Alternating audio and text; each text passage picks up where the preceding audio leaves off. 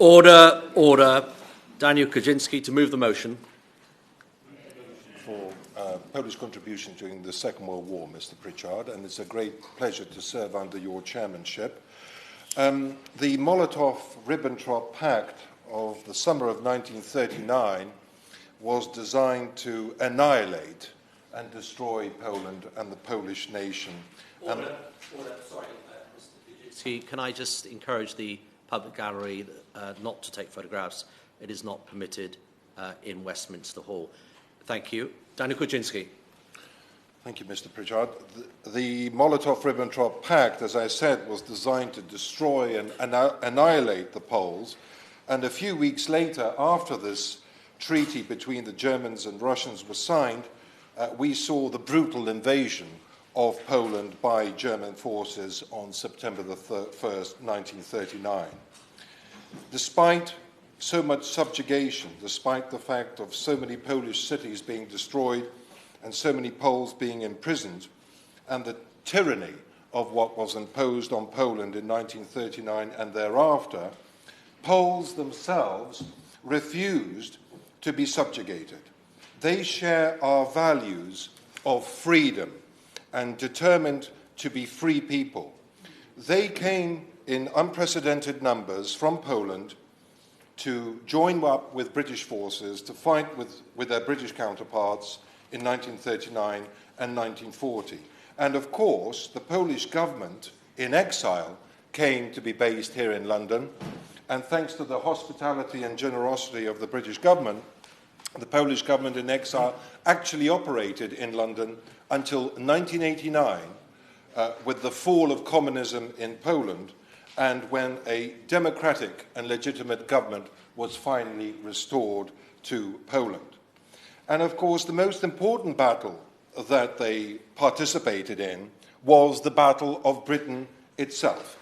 And today I had the great honour of speaking again to Lord Tebbit in the other House about his views about the Battle of Britain. And one of the most enjoyable things that I've done in the last 14 years as a Member of Parliament was to join Lord Tebbit at the RAF Club for an Anglo-Polish dinner, where Lord Tebbit was the guest speaker. And he said something which has really resonated with me and which I will always remember, and I wanted to share with you today. According to Lord Tebbit, the Royal Air Force and the Luftwaffe were so evenly matched in the summer of 1940 that the British side was beginning to lose that battle. Those are the words of Lord Tebbit, not my own. So evenly matched were they. And in fact, what he said is that to replace the planes was relatively easy. Carry on production with armaments factories and creating these planes was fine. But to replace the pilots was extremely difficult. We all know how long it takes to train a pilot, and it was very difficult to replace all the losses. And according to Lord Tebbit, it was the Poles coming in such unprecedented numbers to join the British forces in the summer of 1940 that tipped the balance to the British side. And I have to say that last year there were two wonderful films that were released here in the United Kingdom. One of them is called the Hurricane Movie. The other one is called the 303 Squadron. And I've spoken about these films to colleagues who have then gone on to watch these films. And I very much urge you, Mr. Pritchard, as my Shropshire neighbour, if you have the opportunity of watching one of these films. But of course, it's a modern-day account sharing with the next generation and new, younger generations about the extraordinary heroism, courage, and determination of these Polish pilots to fight in the Battle of Britain. And of course, the Polish 303 Squadron shot down more enemy aircraft than any other squadron in the Battle of Britain. It is the most famous squadron, but it was one of 16 Polish squadrons embedded within the RAF. And we talk about Poles coming to this country. Of course, there are now 1 million Poles in the United Kingdom, and we benefit enormously from their contribution to our country. I have heard in the past people talking about Poles coming to live and work here and us being so dependent on Polish plumbers and other Polish professions, but we were so dependent on these Poles, these highly skilled, brave, courageous Poles when they came. And just as an example of that, I met with the new editor of the Shrewsbury Chronicle, which you will know, Mr. Pritchard, is the main newspaper in my constituency. And Mr. Burakovsky, the editor of the Shrewsbury Chronicle, when I met him last week, was telling me about his father's experiences. He was one of those Poles who had come over during the Second World War and was part of a bombing squadron. The Poles were also led out of captivity in the Soviet Union by the famous General Anders. We have invited his daughter, Senator Anna Maria Anders, on many occasions to address the Polish diaspora here in the House of Commons. But General Anders brought many Polish soldiers from captivity in the Soviet Union through Iran and joined up with the British forces in Palestine, where they were equipped and trained before they joined the British 8th Army. I've had the opportunity of visiting British and Polish graves in Libya before the revolution and seeing these cemeteries side by side in Tripoli, but also in Tobruk. And what was so poignant for me when I visited these cemeteries is just how young these boys were. In certain cases, 19, 20, 21. They were fighting side by side, British and Poles, in the desert, in Libya, hundreds of miles from their homes, in a desert terrain, so young, so much ahead of them, the opportunity to have children perhaps one day themselves, the opportunity to have a full and successful life, and yet at the age of 19 or 20, they gave up their lives together, sacrificed their lives in order to fight fascism and the tyranny of fascism. That's why we remember them today, and that's why we remember their sacrifices. Yes, of course. Thank the honourable gentleman for giving way. We have a Polish community in Coventry, but I hope the honourable gentleman will talk about Polish heroism at Monte Cassino, for example, because that was quite a battle, and the casualties were very high amongst Polish troops. I'm very grateful to the honourable gentleman, and I will come on to the Monte Cassino shortly. But talking about North Africa, I have to say that anybody, Mr. Pritchard, who has studied the Battle of El Alamein, which, as you will know, was the turning point in the whole North African campaign, anybody who has studied maps of El Alamein, that battlefront, and the topography of the terrain of El Alamein, will realize the extraordinary importance that landmines played in that operation. And I have to say to you, it was a Pole, Joseph Kosacki, who invented the mine detector. And that mine detector was used successfully for the first time in 1941 in El Alamein, which of course was, as I've said, the turning point in the North African campaign. Can you imagine, Mr. Pritchard, if we had lost in Alamein? And can you imagine, and the forces between the Allies and the Axis powers were very finely balanced at that juncture in 1941. Can you imagine if we had lost and if Rommel's forces had managed to push forward beyond Egypt to take the oil fields of the Middle East? Again, I think the events unfolding in the Second World War may have been very, very different. So we celebrate the contribution of Joseph Kosacki, a great Pole who died in 1990 for his contribution in inventing the mine detector. The honourable gentleman referred to Monte Cassino, and once the Polish and British forces had gone through from El Alamein, through Tobruk, retaken Benghazi and Tripoli, through Tunisia, they came up through Sicily and the spine of Italy, finally reaching the Gustav Line.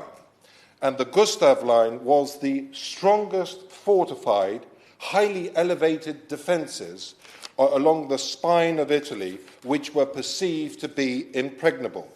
And the most difficult part of the Gustav Line was Monte Cassino itself.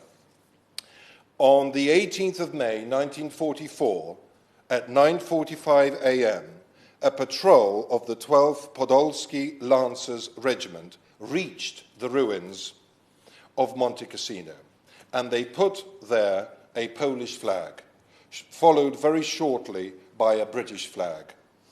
I watched today, it's very easy to talk about some of these sacrifices and statistics, Mr. Pritchard, but today in my House of Commons office I watched a YouTube video of the battle in Monte Cassino, the hand-to-hand combat, throwing grenades at each other and being fired upon all the time. It was perceived to be one of the most bloodiest and difficult battles on the whole of the Western Front during the Second World War. And just during Monte Cassino, the Poles lost 923 men died, 2,931 were injured, and 345 were reported missing. It is in the lexicon of the whole of the Polish narrative. Monte Cassino is something that all Poles have very close to their heart. And I better stop talking about it, otherwise I'll start to well up. But a song was created which is called The Red Poppies on Monte Cassino to symbolize the extraordinary amount of blood that was spilt by Polish soldiers in reaching the top in order to liberate it. Of course, we are not allowed to speak in foreign languages, Mr. Pritchard, but it's called Czerwone Maki na Monte Cassino, which translates as the red poppies on Monte Cassino. Yes, I give way. I'm most grateful to my honourable friend and neighbour for giving way and for his wonderful speech. I wonder if he's also had the opportunity to visit the National Memorial Arboretum in my own county of Staffordshire, where a statue of a Polish soldier from Monte Cassino is there, along with 3 other statues of Polish servicemen. This was unveiled about 10 years ago in a fitting memorial to the huge contribution made by Polish forces during the Second World War. Well, I'm extremely grateful to my honourable friend and near neighbour for raising that. Of course, and having these Westminster Hall debates, as we are doing now, throws up all of this very interesting information about the Arboretum in his constituency, and I very much hope that encourage members of the public who are watching this on television throughout our country to actually take advantage of coming to his constituency or nearby in Lichfield to look at this wonderful Arboretum and memorial. General Anders, who led the Polish forces in Monte Cassino, said this: 22 days under constant fire in terrible conditions, 7 days of fierce struggle to break German defences. It was not just a battle of Cassino, it was the battle for Poland. And that was from his book, Without Last Chapter. We recently saw on television the commemoration of the D-Day landings, Mr. Pritchard, and our own Prime Minister joined Mr. Morawiecki, the Polish Prime Minister, on the 75th anniversary of those important landings. D-Day, 1944, of course, the start of the liberation of the whole of the continent of Europe. And again, the Poles, the month before, just recently, fighting in Monte Cassino, were also there at D-Day. Polish airmen took part in protecting the convoys of soldiers that were moving towards Normandy, and Polish ships took part in Operation Neptune, the naval operation, which was part of the D-Day landings. The Polish 1st Armoured Division, attached to the British and Canadian forces, landed later in the campaign and took part in fighting around the Falaise pocket. Of course.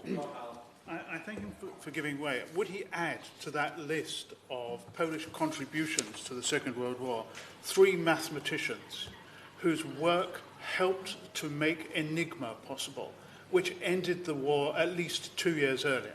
Yes. I'm very grateful to my honourable friend, and I have a little section on that a little bit later on in my speech. Finally, Operation Market Garden, where the Allies tried to shorten the war by landing in the Netherlands. Polish paratroopers took part in unprecedented numbers with their British counterparts in Operation Market Garden. And again, I have had the opportunity of visiting the Polish and British cemeteries in the Netherlands, and of course we see the same recurring theme. It is the sheer youth of these young men who together gave up their lives so that we can have freedom. My honourable friend has mentioned Bletchley Park, and of course he is absolutely right. Polish mathematicians and code breakers came over from Poland, and Sir Dermot Turing, relative of Alan Turing, in his book, The Real Story of How Enigma Was Broken, has highlighted the unique contribution, the outstanding and overwhelming contribution of Polish mathematicians and cryptographers that broke those Enigma codes. And I can't begin to explain the importance of this, as my honourable friend has already alluded to. By breaking the codes, giving us the opportunity of understanding where German positions and movements were going to be forthcoming, allowed us to shorten the war, some say by at least 2 years, therefore potentially saving hundreds of thousands, if not perhaps millions of lives. But there are 3 gentlemen who I'd like to refer to put on the record. Marian Rejewski, Jerzy Rozycki, and Henryk Żygalski. And somebody who was originally born in Poland, even I have difficulty pronouncing those surnames, and I dread to think what the people in Hansard are going to do with them, but I hope I pronounced them correctly. Mr. Pritchard, we also had recently, we have donated books to the House of Commons Library, and there's been an exhibition here in the House of Commons just 2 weeks ago about a lady called Krystyna Skarbek, or Granville. She was apparently, according to legend, Winston Churchill's favourite spy.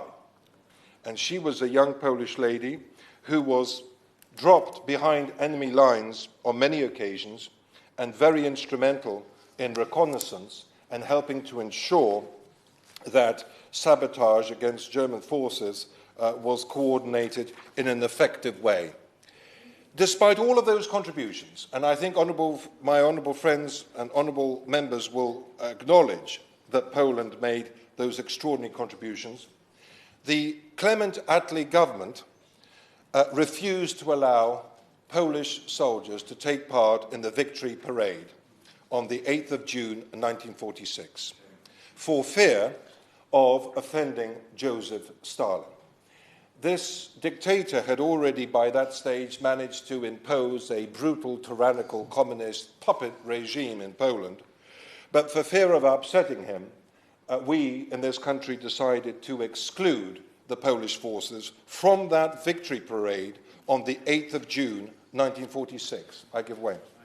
Thank you for giving way and congratulate him on securing the debate and the tremendous speech that he's giving. And in Suffolk, we're aware of the contribution that the Polish Air Force made to supporting the war effort from Norfolk and Suffolk during the war. But on that point, I mean, he makes a very good point about the failure of the Attlee government to recognise the contribution of the Polish community in the Polish Army and Air Force in the war.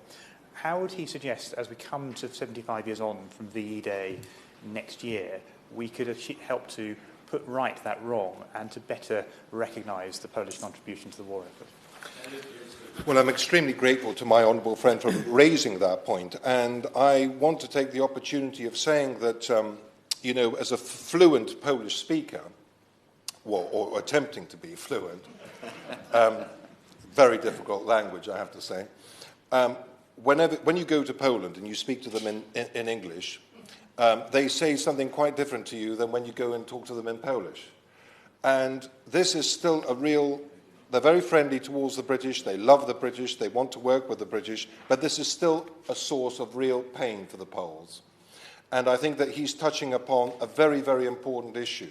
How do we now repair what happened in 1946?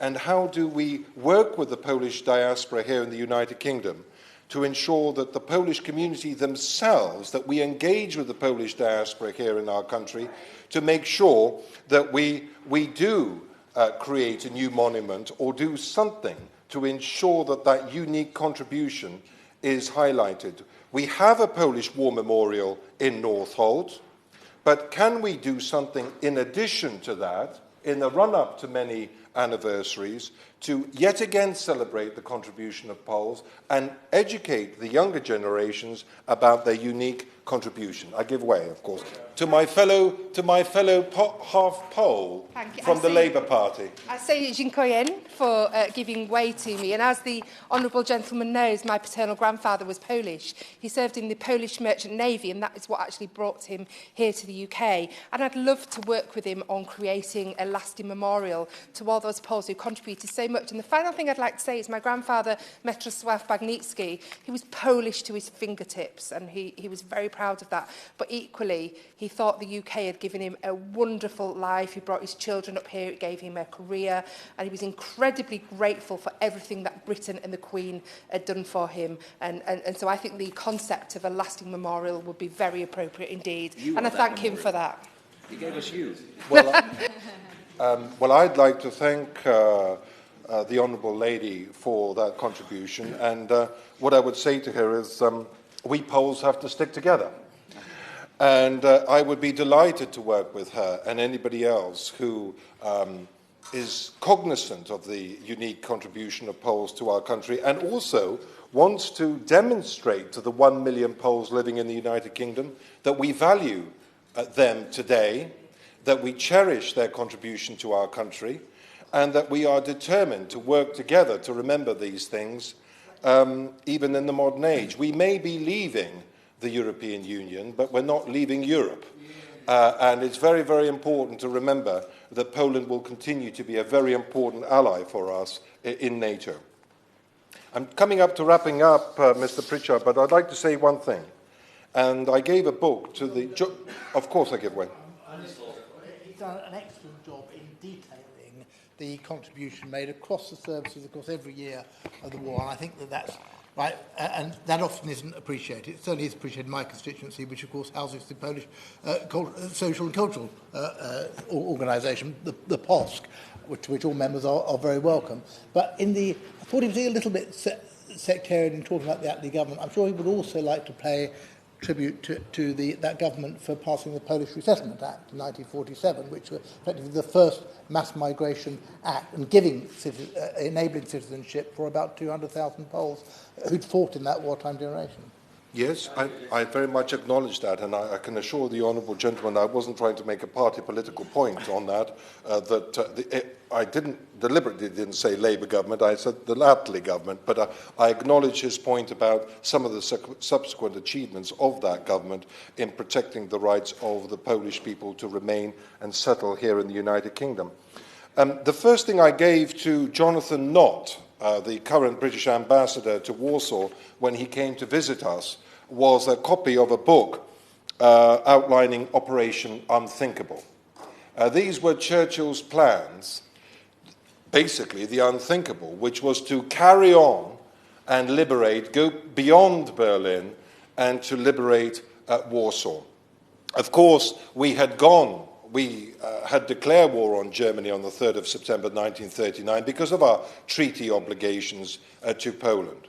The Poles were sad and concerned that a second front against Germany was not possible in 1939, early 1940, by the French and the British. And of course, the Poles at that juncture were left to defend themselves.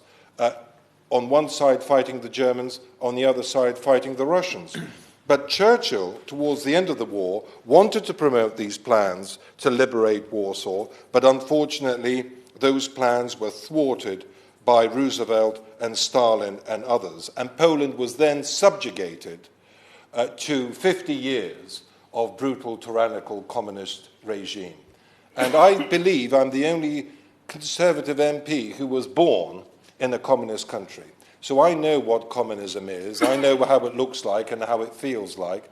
I used to go back to see my beloved grandfather, Roman Kawczynski, every year under communism, and what our fellow Europeans went through being subjugated to this politically Orwellian and economically illiterate system is beyond comprehension. And that is one of the reasons why they have needed help in the post-communist era to rebuild their country and their industries and their infrastructure, simply because of the appalling impact that communism had on their country. Of course. At the beginning of his speech, he referred to the terrible pact between Hitler and Stalin that paved the way for the Second World War. I think he also ought to make some reference to the fact that when the underground army rose up in 1944 and we wished to supply them with airdrops, munitions, the Russians refused to allow our transport aircraft to operate from their bases so as to help support the Poles in that uprising. And whilst I know he is mainly concerned with the Polish contribution to the effort in Britain, we should not also forget those people in Poland who saved the remnants of families like mine from extermination by hiding Jewish people at the risk of their own lives. Well, I'm extremely grateful to my honourable friend, and I have to say to him that when we take regular delegations of British MPs, as the chairman of the All-Party Group for Poland, and by the way, if there's anybody here who hasn't joined the All-Party Group for Poland, you better do so, or I very much hope to invite you to join. I think we now have 62 members of Parliament, making us one of the larger all-party groups. When we take regular delegations to Poland, we actually have seen a memorial in Warsaw where one of those British planes crashed in a park whilst trying to supply food and weapons to the underground fighters in the Warsaw Uprising, who were taking on the Germans in the summer of 1944, whilst the Russians stayed on the other side of the river, allowing the slaughter to take place on an unprecedented scale. So we laid flowers, I'd like him to know, at the monument in the park where the British plane crashed. And of course, he is absolutely right. Stalin refused to allow the British planes flying from Italy, I think Ancona or somewhere on the coast there, all the way to Warsaw. So they had to fly all the way there, drop the equipment and fly back. And I also pay tribute to his reference to the sacrifices of Poles in helping their Jewish friends and neighbours during the Second World War. Members of my family were shot by the Germans for hiding Jews on our estate in Western Poland. And Poland was the only country in occupied Europe where there was the death penalty for helping Jewish people. So people knew exactly what they were doing when they were hiding and protecting Jews. In my family's case, they made my relative watch as they shot his 12-year-old daughter first, then they shot his wife, then they shot him. And his crime was hiding Jewish friends and neighbours. So this is something we will never forget, and we will always pass on to our children and the next generation. And finally, Mr. Pritchard, the alliance with Poland today is very, very strong. We now have 1 million Poles living and working, contributing to our country, and in the post-Brexit world, their rights will be guaranteed to stay in our country, and they will continue to make a vast contribution to our island. And we are not going to put sea mines in the English Channel and barbed wire on the cliffs of Dover. We will continue to welcome highly skilled, highly educated Polish workers to our country with the new immigration work permits that will be afforded. And when we do go to Poland, Mr. Pritchard, we meet with soldiers who are on a rotational basis in northeast Poland. We already have 150 British soldiers in the Suwałki Gap, and I very much hope it's a prelude to a permanent NATO base, or maybe even a permanent British base, in eastern Poland. The Americans are already talking to their Polish counterparts about an American base in Poland, and I very much hope that we will follow suit. I've received a letter from the British Legion. I'm not sure whether representatives have managed to come here today, but they have sent me a 2-page letter outlining what the British Legion are doing through their campaign Remember Together to engage with the Polish community up and down our country and collectively with their British counterparts remember the tremendous courage and dignity of both British and Polish pilots. As the first ever Polish-born British Member of Parliament, Mr. Pritchard, I take great pride in the contribution of Poles to this country, not only in the Battle of Britain, but subsequently. And I very much hope that we will continue to work with this key strategic European partner in many years to come to forge ever closer, stronger military and economic links. Thank you. The question is that this House has considered the Polish contribution to the UK war effort in World War II. I'm not going to put a formal time limit at the moment. It's still fluid, but 5 minutes would be great from honourable members. Stephen Pound. Thank you very much indeed, Mr. Pritchard. It's customary on these occasions to say what a pleasure it is to serve under the chairmanship of whoever happens to be in the chair. In this particular case, sir, it is a real pleasure. You have a true knowledge and understanding and a sympathy for this area and for these points that we're discussing today. I also congratulate the honourable gentleman for Shrewsbury and Atcham. Many a time we have stood opposite each other, divided by politics, but united with our affection, our respect and our admiration for the heroic Poles of yesterday and of today. You may ask, Mr. Pritchard, why is it necessary for us to repeat this litany of heroism again? It's been done before, it may be done again. I would say, Mr. Pritchard, it's essential that we do so. Firstly, because I cannot think of any other example in British history where so small a group of people achieved so much. I wouldn't even quote Churchill on the subject. He was talking of something different. But in all honesty, we owe so much to those few Poles who came here. The second thing is, it's comparatively recently, Mr. Pritchard, that we've actually come to acknowledge and to respect and to understand the contribution that the Poles made. When I was a young man growing up in Hammersmith, I can still remember all my friends who were actually called Margosha described themselves as Margaret, every Pavel described himself as Paul, and everybody seemed to conceal their Polishness. You didn't understand that they were Polish. Polish history was something we didn't know, we didn't understand. It was only until the Polish millennium in 1966, which actually coincided with the World Cup, when I have to say the Poles did rather support us when we were playing against Germany.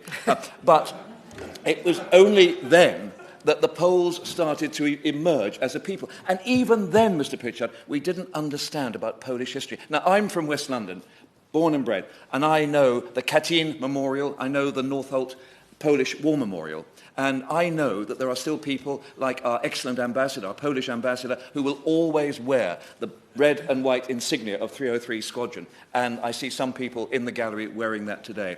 The contribution that Polish squadron based at RAF Northolt made has been adumbrated by the honourable gentleman. It really was absolutely extraordinary. I don't think we need to say more, except to say that anyone who knows anything about the conduct of the darkest days of the Second World War will hang their head in shame if they do not acknowledge the heroic contribution, the sacrifice, the blood sacrifice made by those Polish fighter pilots. Happily give way. Thanks, Sean. Speaking with his customary force and eloquence, he's right to say that those living in West London might immediately have that understanding. But does he not agree with me? We need to make sure that that acknowledgement is felt throughout our country. In my constituency, I've been pleased to go along to Polish days where I've been at pains to emphasise this. We need a way of ensuring that everyone in our country can fully understand the sacrifice of those brave Polish men and women. Mr. Pritchard, that is it's almost as if I'd asked the honourable gentleman to ask that question. But it's been a long time since I've been in the Whip's office. But I have to say that is precisely the important point, and I'll be coming on to Scotland in a moment, which is a particular part. I'd also like to say we need to say no more about the Polish contribution to the RAF. It has been said before and it must be said again. The Polish army, the heroism of those who fought with General Anders, who walked, marched, in some cases crawled from Siberia through the whole of Iran to North Africa, to turn the tide in El Alamein and to actually fight, as we've heard, from Tobruk up through Sicily into that impregnable mountain fortress, that Benedictine monastery that could not be broken. Monte Cassino, occupied by a crack division of German paratroopers, in fact, the crack division of German paratroopers, of the Luftwaffe. Those paratroopers held out against one of the biggest combined armies that's ever been assembled. There were regiments, there was a New Zealand regiment made up entirely of Maoris. There were people from North Africa. There were people from France, United Kingdom, Canada, Australia, and the United States.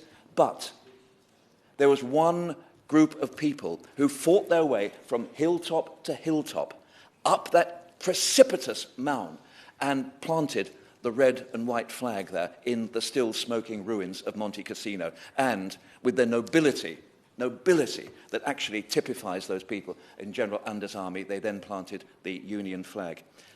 I've climbed that hill. I've seen how difficult it must have been. But for me, the memory is not just of the new, beautifully restored Benedictine monastery. It is of the graveyard at the foot of Monte Cassino. You have the Allied graveyard and you have the Polish graveyard. Why? Because there were so many Poles who died, you couldn't incorporate them in the Allied graveyard. And at the base of that graveyard is one grave that stands alone. One grave always covered in flowers, always covered either in red roses or poppies, and we know why the poppies, for the poppies in the snow.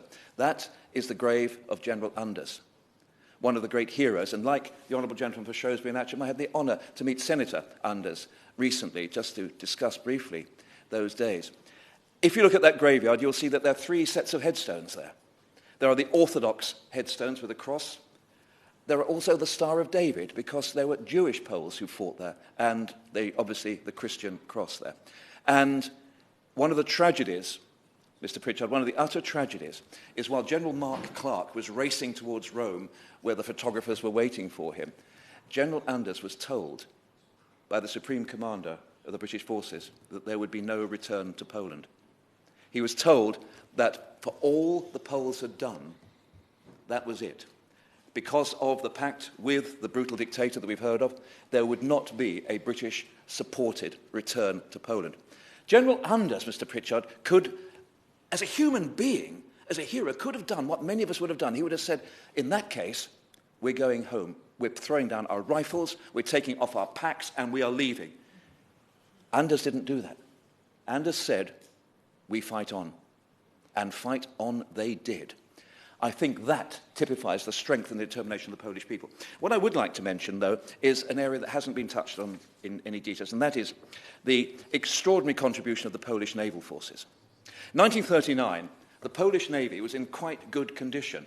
It was a modern navy, it has a submarine-based navy, and they managed to escape from Gdansk and from the seaports on the north of Poland to Leith, the port of Edinburgh, where their flagship, the Pirun, which is Polish for thunderer, was in fact laid down in John Brown's shipyard as the HMS Nerissa, and she was then renamed and crewed entirely by Poles. These Polish ships, who then came under the command of the First Sea Lord, Admiral Sir Dudley Pound, made an incredible contribution in theatres of war from Narvik, Dunkirk, the Lofoten Islands, Tobruk, the Murmansk convoys, where my honourable friend for Dewsbury's grandfather certainly sailed with them, and obviously the Normandy landings.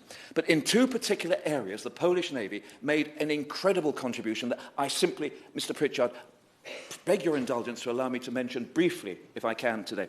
The first was that awful night of the 13th of March, 1941, when over 1,000 people in Glasgow were killed. It was called the Clydebank Blitz. And I'd like to pay tribute, if I may, to the Honourable Gentleman, the member for West Dunbartonshire, who introduced a debate on the floor of the House about the Clydebank Blitz.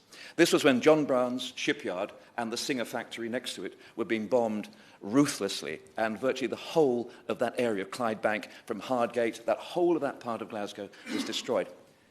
The opposition to the Luftwaffe was led by the Pirun. She was in harbour, undergoing repairs. She had 6 anti-aircraft guns and some refitted Bofors guns and the old, what we used to call pom-poms. She fought off the second wave of the Luftwaffe. How many lives she saved, I cannot even begin to think, but she did. And isn't it extraordinary to think that Pirun was laid down in the very shipyard that she then defended, having sailed from there to Poland and back again. It's almost as if she was born to defend her birthplace, as many a Pole would say. The second thing, quite clearly, is the extraordinary occurrences of May 1941. In May 1941, the hinge of history was turning. The Germans had massive naval superiority. They had the two best ocean raiders in the world, Bismarck and Tirpitz. They also had the best heavy cruisers, Gneisenau and Scharnhorst. Had they got out into the North Atlantic, our supply routes from Canada and America would have been finished. There would have been no opportunity whatsoever for us to have continued the war at sea. Tirpitz, as we know, was destroyed in the fjords in Norway by the RAF, but Bismarck had earlier in that year, in the Battle of the Denmark Strait, not only destroyed the British task force, but sunk the pride of the Royal Navy, the mighty Hood. And many matelots of my father's generation still say the old Andrew died with the Hood. She was the pride of our Navy. Bismarck sunk her and moved on. Admiral Tovey and Task Force H were immediately sent to the area, off the Norway coast, in May, under the instructions of Churchill, to sink the Bismarck. Who was there? Who was there at the front of that? It wasn't just Rodney and Repulse, it was Piorun, the Polish destroyer, there, steaming ahead as fast as she could. And it is said that she didn't even wait for embarkation orders. She left. She left Scotland and headed straight for the battlefield. And then, as we know, Bismarck had her steering gear crippled by a Fairey Swordfish torpedo, and she was slightly reduced in her maneuverability. But she still had powerful, powerful weapons. She had 8 15-inch guns in 4 turrets. Piorun was one of the ships in that task force that received, on the 25th of May, 1941, probably the most significant message received in the sea war, in the last war. And it came from Bletchley. It came from a Polish interpreter, someone who had actually managed to break the codes. And it told precisely what the German admiral was doing. So here we see, even though Piorun was then straddled at 12,000 meters by a complete bombardment from Bismarck, she carried on. And some say she delivered the coup de grace. Some say that she was the last torpedo fired into Bismarck. I just close by saying 2 things. I've touched on betrayal is an ugly word, but I think in some ways the Poles were betrayed at the end of the war. We compensated by the 1947 legislation, but in some ways I think we let the Poles down. I would say, Mr. Pritchard, the Poles never, ever let us down. And I think it's not for me to make an obvious pro-European, pro-EU statement at this, but isn't it wonderful what we can achieve when we fight together in a common cause? And I say, Mr. Pritchard, if ever I have to fight anyone, anywhere, at any time, let it be with our brothers and sisters of the Free Republic of Poland, some of the bravest and most heroic people it has ever, ever been my honour to know. Thank you. That was lovely.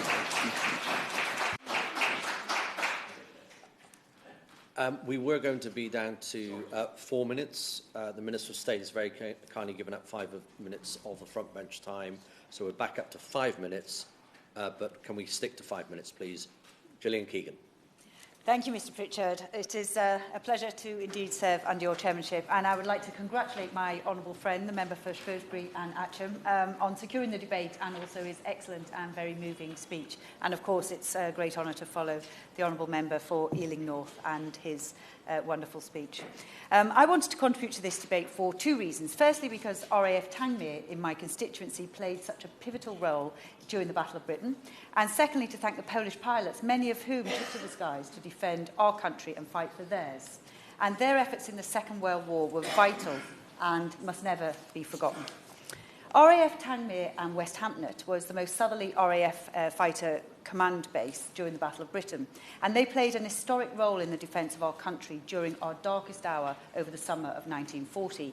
And many of the few, as they become known, flew from Tangmere, including revered pilots like Douglas Bader and Billy Fisk.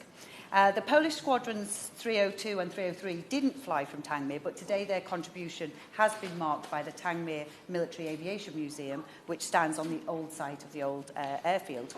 Last summer, the museum held an exhibition solely focused on the contribution made by Polish and Czech air crews, the pilots and the highly skilled crews who came to the country to fight the Nazis after their homelands had been invaded and occupied. And over 4,000 people visited the exhibition over a 6-week period. And I was very pleased to meet with veterans who had served and several young people from Poland who were keen to research the roles their grandfathers and uncles had played in World War II. I'm very happy to give just when she refers to young people attending, would you agree with me that while it is exceptionally important that generations that we would represent here are made aware and reminded of the bravery and sacrifices that were made, that it is even more important that future generations remember that so that mistakes of the past are not repeated? I completely agree, which makes this debate and the continuation of these memorials and exhibitions and museums and celebration is important for future generations to see always. The Imperial War Museum records that 145 Polish men fought alongside our pilots during this fateful time, and during this period destroyed 204 enemy aircraft, and the people of Britain owe their liberty in part to their heroism. I'm proud that in Chichester we play our part in continuing to remember them. But as many members have mentioned, Poland's contribution to our war effort goes far beyond the Battle of Britain. The Nazi occupation of Poland was one of the most brutal of the war. Poland was carved up with Stalin under the German-Soviet non-aggression pact, and the German-occupied zone became known as a general government, which was placed under the control of Hitler's lawyer, a ruthless Nazi called Hans Frank, who was later hanged at Nuremberg. Although divided, occupied, brutalised and stripped of their identity, the Poles fought on and continued to resist. 1943 saw the heroic Warsaw Uprising by the Jewish community, and later in 1944 the entire population of Warsaw did the same in a heroic effort to liberate their capital city from the Nazi tyranny. I'd like to thank the honourable member for recognising the Jewish efforts in the war. There were actually 150,000 Jews serving in the Polish army in September 1939 in that campaign. Many of those went to fight in the Polish Free Army in France and in the United Kingdom. Just as many fought as partisans and in the Warsaw Uprising. My own grandfather, Maximilian Sobel, fought on the German front as part of the Polish army on the Eastern Front and was particularly commanded the Independent Motor Battalion during the Battle of Dresden. So I'd like to put that on record. Thank you. I'm very glad the honourable member. Can I just remind honourable members, I've been very flexible. A couple of people have come in late and I've allowed them to have interventions. But coming in pretty much halfway through the debate is pushing the envelope. So can I remind all honourable members, please attend at the beginning of the debate. We all run slightly late, but coming halfway through and expect to speak, I think is, as I say, pushing the envelope, however good the contribution might be. Gillian Keegan. Thank you. The heroism of these two uprisings by the Polish people are the greatest acts of resistance against tyranny the world has ever seen. And it's an enduring stain on the record of the Soviet Union's wartime history that Stalin ordered his troops encircling Warsaw to do nothing whilst the Nazis put down the uprising and destroyed much of the city. I think it's important in this debate to highlight the cruel fact that the majority of the Nazi death camps were built in Poland. Auschwitz, Treblinka, Sobibor and Majdanek were all in Poland, and these camps are believed to be where 3 million people were murdered. Over the course of the war, Poland lost 6 million of its citizens, half of whom were Jewish. We remembered them on International Holocaust Memorial Day this year in Speaker's House, where I was proud that a Chichester choir performed the Holocaust opera Push to members of both Houses of Parliament. There can be no doubt whatsoever that Poland played a huge part in the war effort, both in the UK and in resisting at home. And I want to thank my honourable friend for securing the debate and ensure him that in Chichester we will never forget the bravery of our Polish friends and allies. Well done. Shannon. Very good. It's a pleasure to speak in this. Can I first of all thank the honourable gentleman for Shrewsbury and Itchem for setting it together. He did say he was challenged with some Polish words. The area that I come from, We have a strong tradition of service with the Polish during the Second World War. So if you add the Polish language and the Ulster Scots language together, you would really be challenged. Totally confused. So I'll try not to do any Polish as an Ulster Scot because it'll all come over the wrong way. Just say this, I'm somewhat of a history buff. It's, my children and my boys would say I'm more of a history geek. But on the years that I'm able to take a holiday, I would read perhaps maybe 8 biographies or history books, and I've recently been enjoying learning more about the Battle of Britain, and during which the Poles truly excelled. So members are, honourable members and right honourable members are referring to memorials across the whole of the United Kingdom. We're the first memorial to be built, was built by Ards and North Down Borough Council with some Crown funding, as well as for your freedom, and ours to celebrate the 100 years of Polish independence and the Royal Air Force and the Polish Air Force centenaries. And a permanent monument has been erected at the Cenotaph in Newton Ards in the middle of my constituency of Strangford, unveiled by the daughters of Polish airmen who were stationed in Ballyhalbert and who met and married local girls and raised their children there. So we have a strong association with Poland, and in the constituency that I represent, I'm very privileged to represent. But also, when we look at and that's why the interest in the Air Force, and especially in the Polish Air Force, and their contribution is marvellous. The monument is dedicated to the memory of the Polish airmen who lost their lives in the Battle of Britain and other theatres of the Second World War. It's also in remembrance of number 303 and number 315 Polish fighter squadrons that were stationed at the RAF in Ballyhalbert. They were stationed at Ballyhalbert and in Newton Ards, and all members of the Polish forces buried in Northern Ireland. The sacrifice and courage shown by the Polish Air Force during the Second World War was instrumental in our victory. Many have said it, I can say it with all honesty, because I know what has happened and their contribution in my constituency. And indeed, RAF commander at that time, now David Nivens, who performed the ceremony on the day at the unveiling, that the Battle of Britain may well have ended very differently without the practical know-how and the courage of the Polish Air Force station in Ballyhalbert and in Newton Ards. Their contribution was significant, and it made a big difference. And as we leave the EU through Brexit, the bonds that bring us together through military service and now NATO will last well beyond that. Other members have said that will not change. The Polish people will always have a soft spot in the hearts of the people of Ards and the people of Strangford. And this memorial, I believe, is a testament to that fact. And I'm very, very pleased that it is in my constituency that it's in. The East End Residents Association ran an 8-week programme funded by the local housing executive and the council with the group for Your Freedom and Ours, which gave an in-depth history of the Polish Air Force in our area, in the Newton Ards area, the Ballyhalbert area, and in Strangford. The group was made up of teenagers to pensioners, and all who were involved thoroughly enjoyed it. From the talks to tours of the areas of significance, this project truly was inspirational and culminated in the event which saw the unveiling of the Polish Air Force Memorial. It really raised awareness of the role played by the Polish Air Force in the battle for Britain, with so many people in the borough of Ards, and I know that my parliamentary aide who enjoyed reading a book on the Polish spy Christine Granville, or Christina Charbek, that's probably the wrong pronunciation, but that's the way it is written down here, who worked for British intelligence through the war. And this book came through the East End residents, very specifically, an event at which the author of the book, which was touted to become a Hollywood film. History records the part that had been played by the Polish Air Force in the war effort, but it's been tremendous to see that really coming to life in my own local area, and that was a great history coming live again so many years after the Second World War, and that part that the Polish air pilots played. In late 2018, an official Polish consulate finally opened in Northern Ireland, and it was wonderful to see the ambassador playing such a leading role in the ceremony to unveil the memorial. It was also tremendous to remind people of the strong bond between the Polish people and ourselves.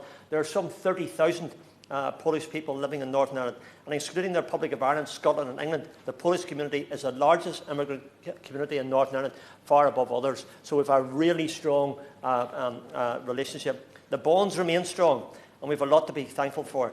That's why I'm very thankful for this motion today, which seeks to recognise the part played by the Polish in our ultimate victory.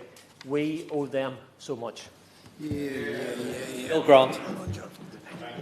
It's a pleasure to serve under your chairmanship this afternoon, Mr Pritchard. And my thanks also to my honourable friend, the member for Shrewsbury and Aitcham, for securing this very, very important debate. Members, the United Kingdom is indeed indebted to the Polish service personnel who fought in various campaigns on the ground, in the air and at sea during World War II. Their assistance proving invaluable to the Allied war effort. Polish Navy vessels and sailors augmented the British fleet.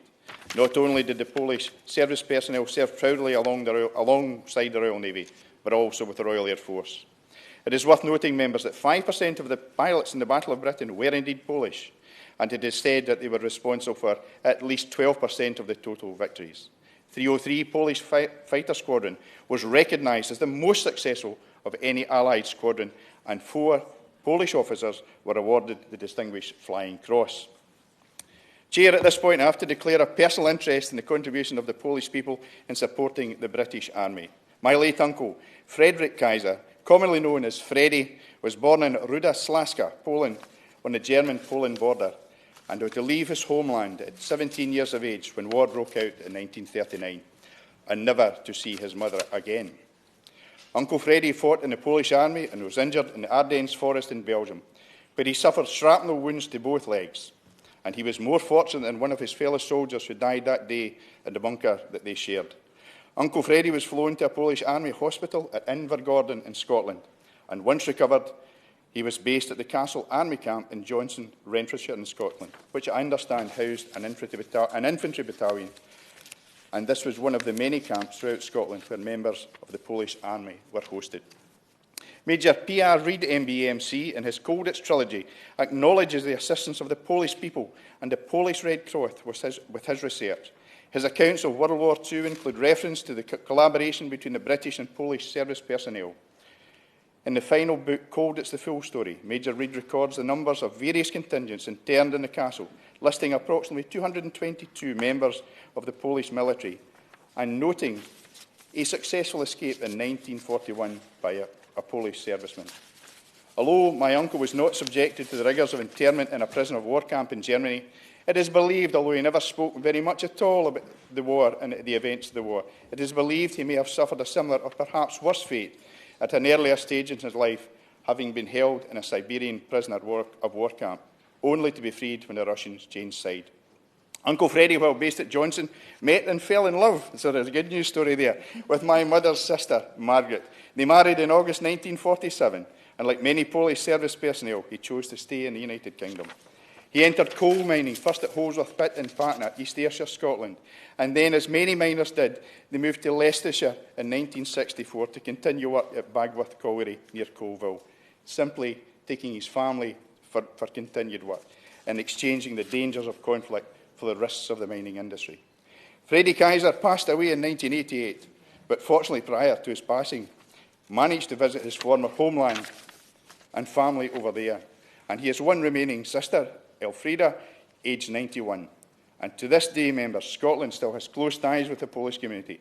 Our shared history to be found reflected in places of worship or recorded in memorials such as at St Simon's Church in Glasgow, the Polish War Memorial at RAF Club Prestwick, and the recently refurbished Invergordon Polish War Memorial.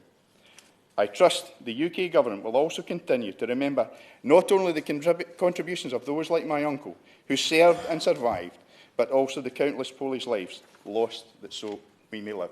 Thank you. John Howell. Thank you, Mr. Bishop. It's a pleasure to serve under your chairmanship. My honourable friend, the member for Shrewsbury and Atcham, mentioned the attitude of the Attlee government to Stalin. I'm very pleased that last week we did not show that same attitude to the Russians. At the Council of Europe, we stood up with the Poles to try valiantly to prevent the Russians coming back. We may have lost, but it was a fight worth having. And my honourable friend has also mentioned, I think prompted by my intervention, the role that the Poles played in intelligence. And he mentioned the 3 mathematicians, he gave their names, so I won't repeat them, who had helped valiantly to crack Enigma and to save the war going on for at least 2 years. And I think this actually illustrates a very important point, and that's the important point that Poland had the largest intelligence service in the Second World War. It covered many, many countries right across Europe and beyond. It was responsible for a number of activities. It was responsible, for example, for guiding the Allied landings in Morocco and Algeria. Just think of that. It was the Polish intelligence force that guided the Allied landings in there. And in 1943, the British intelligence service received over 10,000 messages from Polish intelligence. Over 10,000 messages. That's an enormous number. But more importantly, it was the Polish intelligence who managed to capture a complete V2 rocket and to send the details of it back to the UK for us to analyse and to help to prevent that rocket creating any more devastation than it did. That is a fantastic achievement for any intelligence service. And I do think that we should pay fulsome tribute to it. Just to move on a second, we have spoken about the experience of the pilots, and I don't think that we should forget those Polish fighter pilots who served alongside Bomber Command in order to help them deliver what they were supposed to deliver to Germany. Now, the UK holds the records of many Polish personnel, and it has freely made them available. But these are more than just a symbol of Poland. They are a very virulent symbol of the real sacrifice that was made by Polish people during the Second World War. And if we can do something with them to make them more available, to make them more prominent, then I will happily join in that campaign to make sure that happens. Thank you very much, Mr. Pritchard, and again a pleasure to serve under your chairmanship. Can I also congratulate the member for Shrewsbury and Altrincham for securing this debate today. And as the first ever Polish-born member of this Parliament, it's clearly a matter of great personal importance to him to get this debate. And as I've heard him speak so many times before, he always speaks with great passion about his Polish heritage. And yes, I must look into joining the APPG, so we'll take that up as well. But I hope I can complement his and other members' contributions today by providing a Scottish perspective on the Polish contribution to the UK effort during the Second World War. A fact that caught me a little bit by surprise was that most Polish soldiers who were stationed in the United Kingdom during World War II were actually based in Scotland. Initially, around 17,000 Polish troops were sent to Scotland as they set up camp temporarily in Biggar, Crawford, Douglas and Peebles as part of the Scottish borders. And the 1st Polish Army Corps were quickly formed under the command of General Stanislaw Masiek and Mario Kukel, I think the pronunciation might be. They later went on to establish more permanent bases in Fife, Angus and Perthshire, and by 1944 there were around 26,000 Polish soldiers based in Scotland. These men were tasked with defending the stretch of east coast between the Arbroath part of Scotland and Angus and Burnt Island near my constituency in Fife. And they built anti-invasion defences at places like Lossiemouth and Tentsmuir, locations which were seen as being at risk from invasion from the then German-occupied Norway.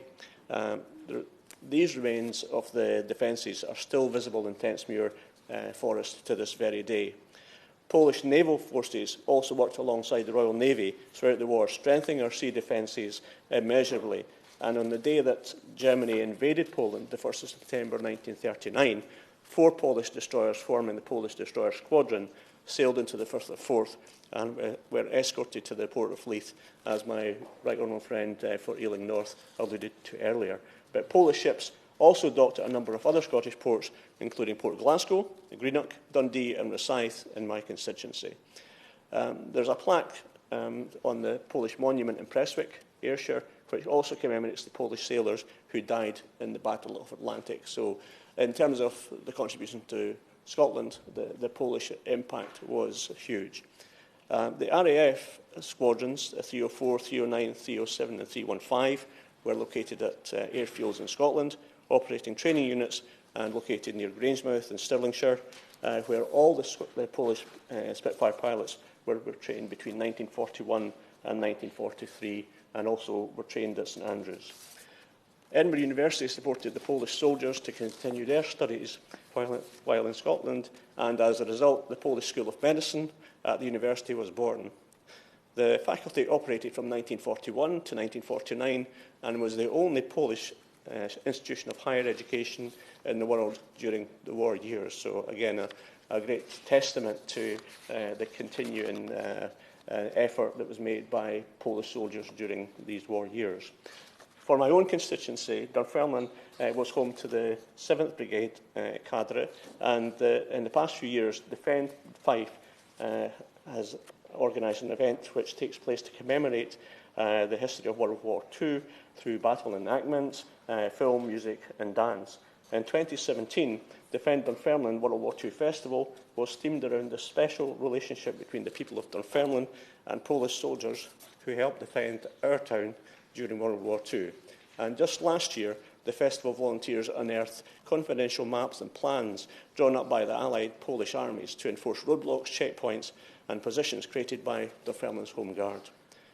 Delivered by the social enterprise Fourth Pilgrim, the festival aims to attract 5,000 people, reflecting the importance placed on the local contribution of the Polish community and the war effort by the people of Dunfermline and Fife. This year, the theme is to be around air raids of the 1st of 4th and the Polish Navy in Rosyth. And I look forward to celebrating the contributions made by Polish soldiers during the war in my hometown with the people of Dunfermline. I'm sure the member would be made very welcome if he wishes to join us in that.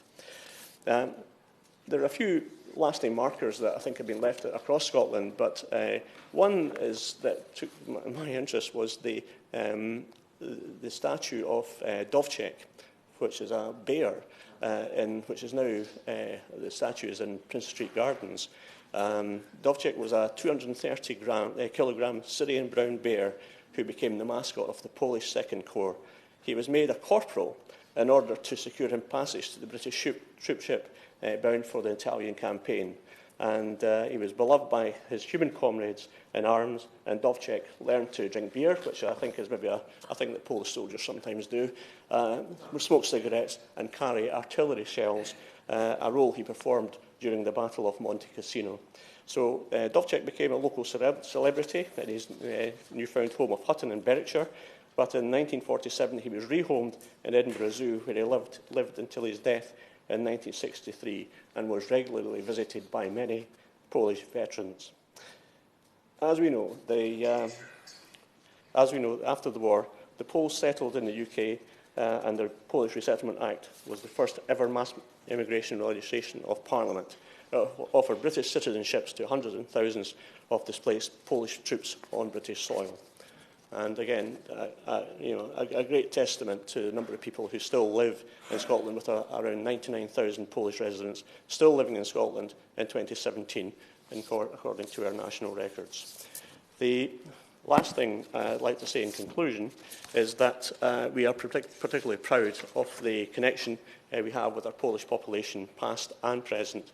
It's evident that the events and monuments we continue to hold dear to this day, commemorating what the Poles did for us during the war and the way they've become part of the fabric of our society ever since. And I welcome this opportunity to add the celebration of Polish nationals in the UK by speaking in this debate today.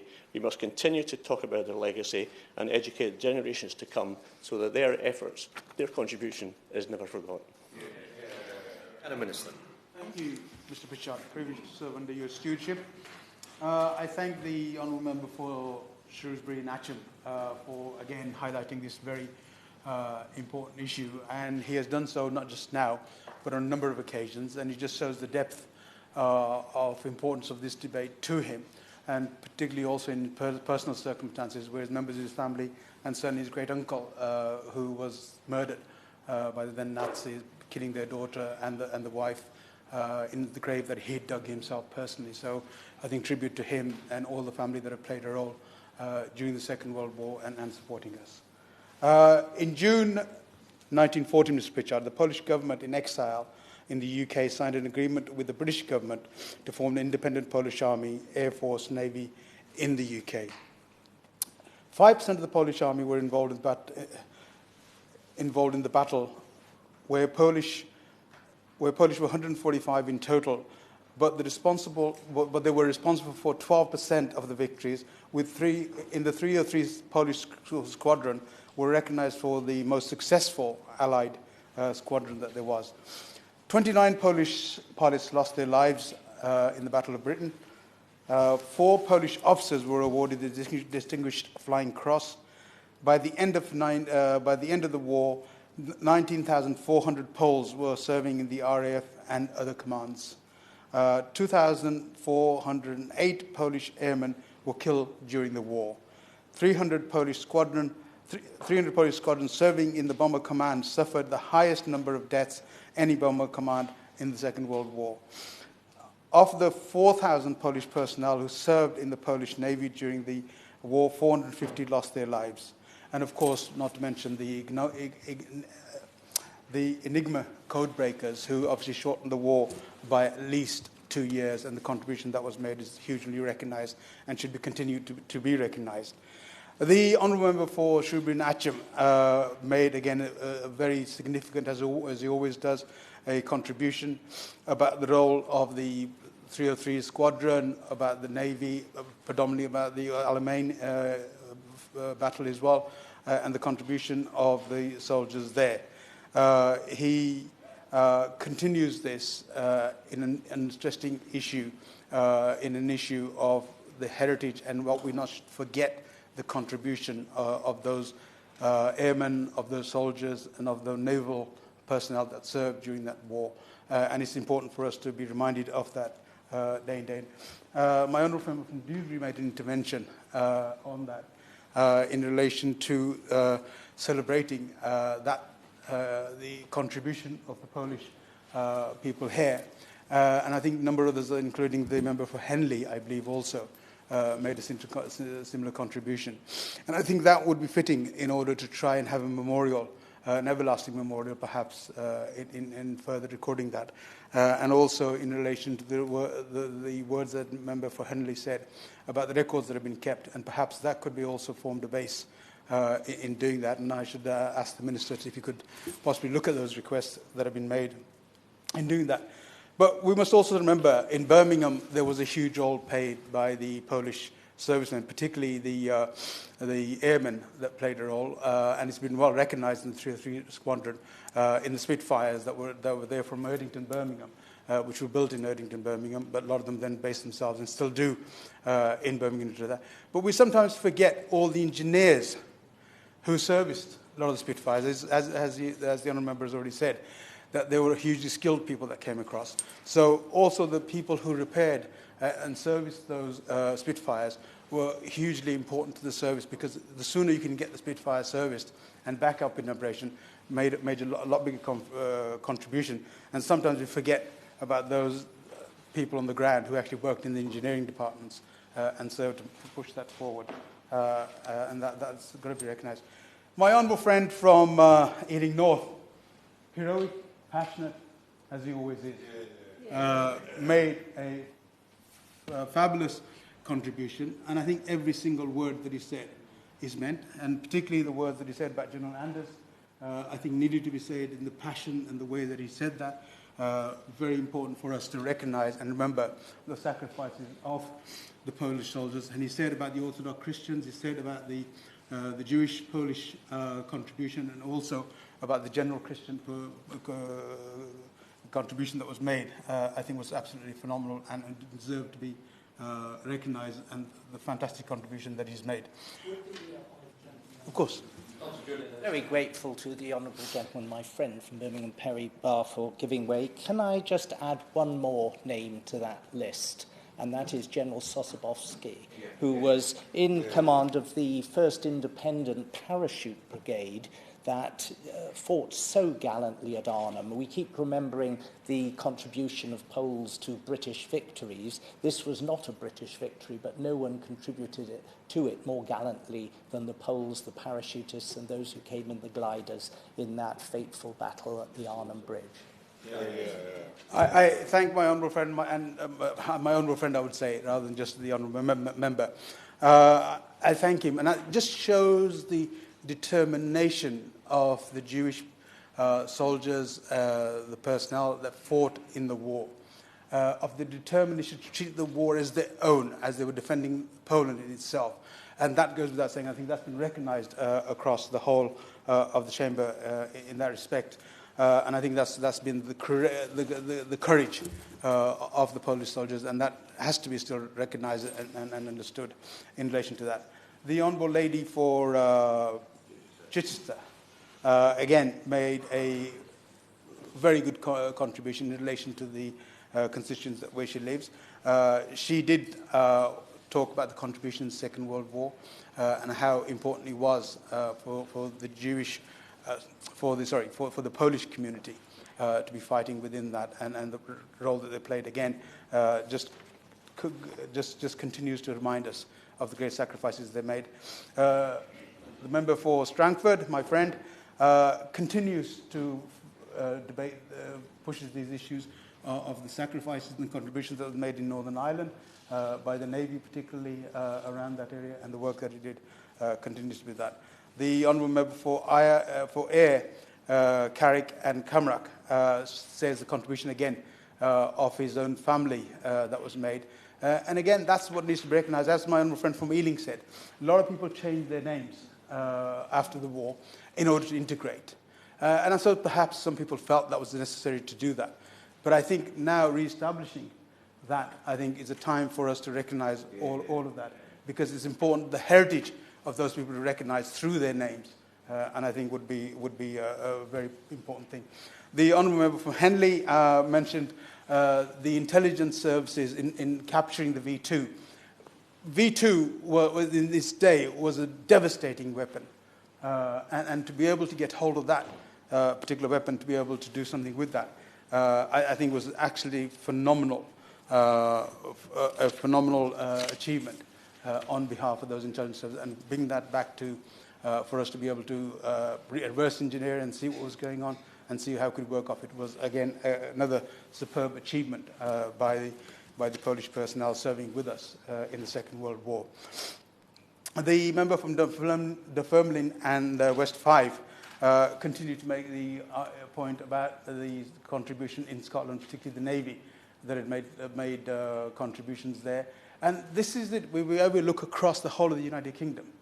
Every single area of the United Kingdom has had and known people in their own particular areas where the Polish service people made a contribution, and they were recognized to this day that they're recognized.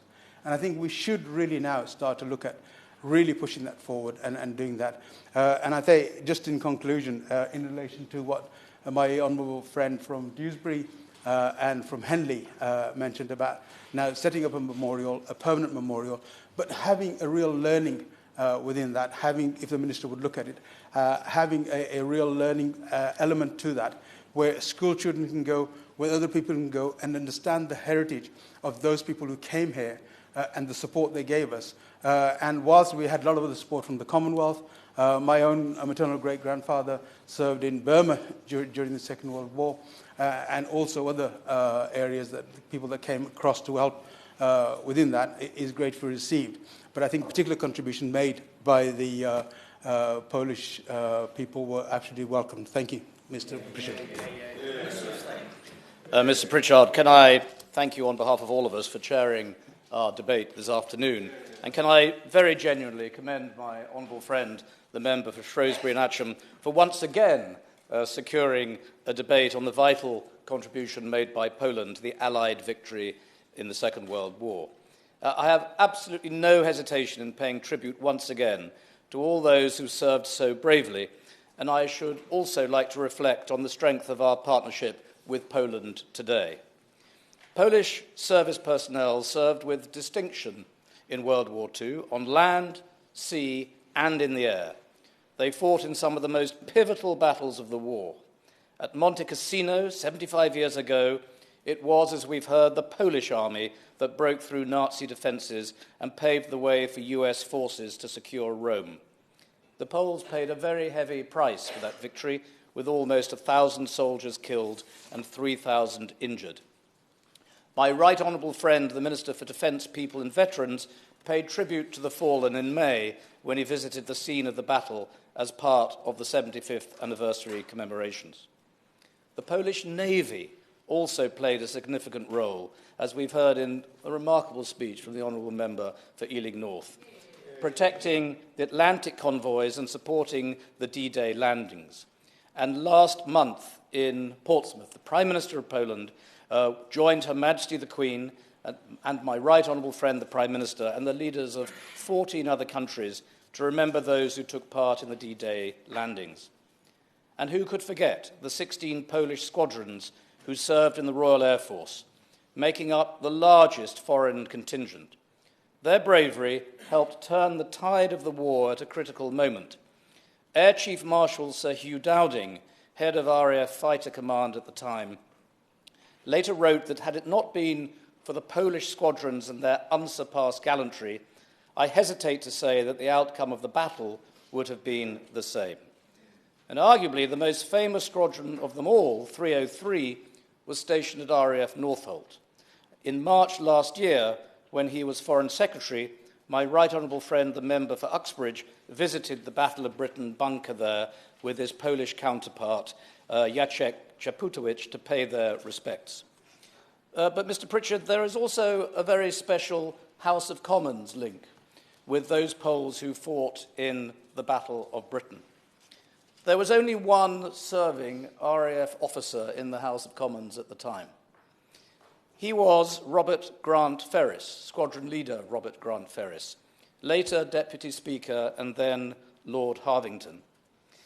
And Winston Churchill asked him to move the loyal address after the Battle of Britain, then actually in Church House, because our chamber had been bombed. And Harold Nicholson came up to him and said, I've got the perfect poem for you for the speech, but only found it one day after the opening of Parliament.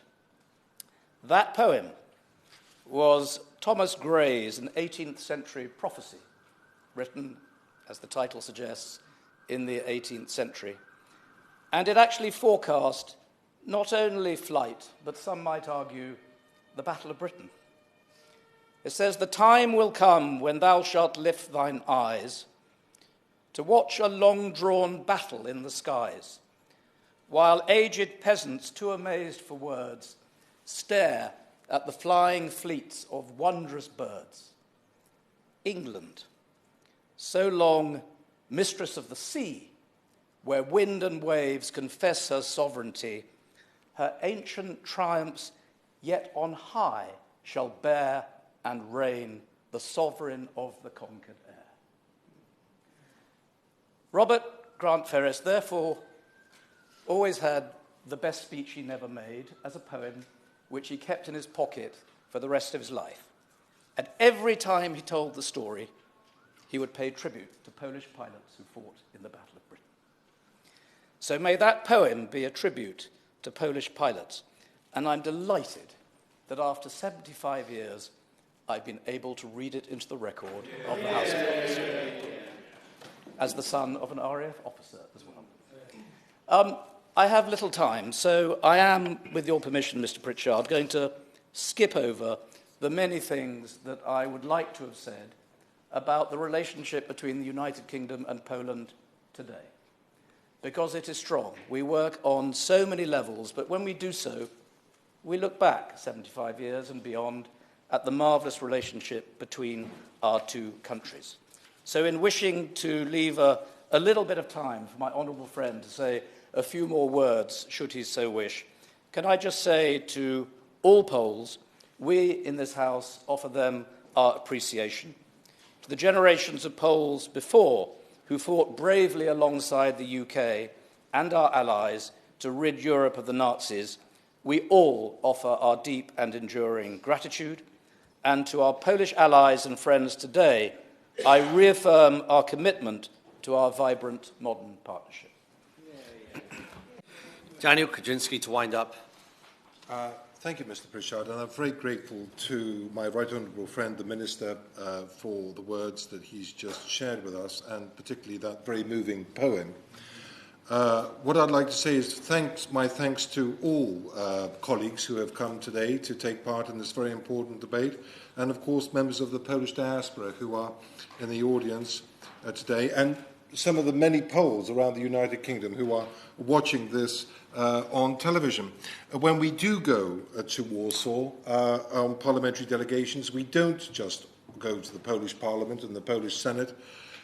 We take honourable members to the Warsaw Uprising Museum so that they can see for themselves, through films and photographs, the complete destruction of this city.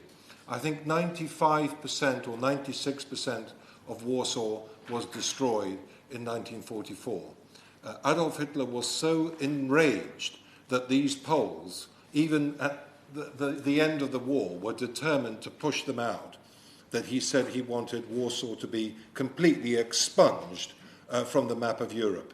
And Warsaw was absolutely obliterated in 1944.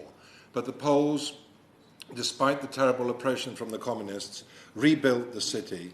And today, I have to say, Poland has the fastest growing economy in Europe at 4.6% per annum. They are becoming an economic engine in the Visegrad Group and in Central and Eastern Europe. This is going to be an extremely important partner for us as we pull out of the European Union. We will need whatever our views are on the European Union, and there are very polarising views on the European Union between the Honourable Member for North Ealing and myself. Whatever our views are, when we pull out of the European Union, we will need very strong strategic bilateral partners who are NATO partners, but who are also members of the European Union. And I think Warsaw will be one of the most important interlocutors for us in order to continue engaging with the European Union and working together for the common benefit of our continent. So I'd like to thank everybody for coming, and I'd like to thank you, Mr. Pritchard, my Shropshire neighbour, for your very, as always, professional and kind way in which you've chaired this debate. Thank you. Thank you. And on that marvellous note, the question is that this House has considered the Polish contribution to the UK war effort in World War II. As many of that opinion say aye. Aye. The contrary, no. I think the ayes have it. The ayes have it. Order, order. Thank you, David.